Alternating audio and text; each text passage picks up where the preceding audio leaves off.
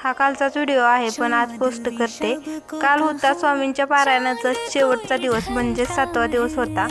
उठली, आंघोळ वगैरे केली, फुले वगैरे तोडून आणली स्वामींच्या पूजेसाठी, पण फुलेच थोडी गावत्यात उन्हाळ्यामुळे का काय। मस्त अशी पूजा वगैरे केली। पूजा कशी केली कमेंट करून नक्की सांगा।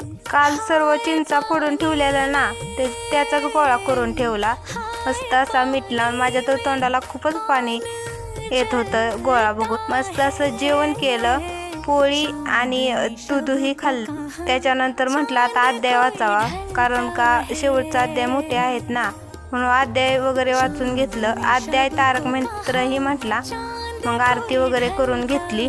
आरती वगैरे करून झाल्याच्या नंतर म्हटलं आता स्वयंपाकाला लागावा, त्याच्यामुळे स्वयंपाक केला। कारण का मुली आज जेवाय घालायची होती ना, त्याच्यामुळे स्वयंपाक वगैरे करून घ्यावं म्हटलं। सर्व स्वयंपाक वगैरे करून घेतला।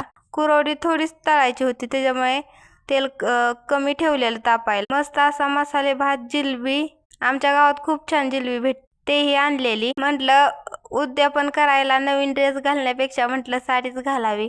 कशी दिसते साडी तेही कमेंट करून नक्की। ताटं वगैरे केली, मुलांनाही जेवणला दिलं। संध्याकाळी 4-5च्या सुमारात मस्त असा चहाही घेतला। रात्रीचं जेवण वगैरे केलं। कसा वाटला मिनी ब्लॉग कमेंट करून नक्की सांगा। भेटू दुसऱ्या मिनी ब्लॉग मध्ये।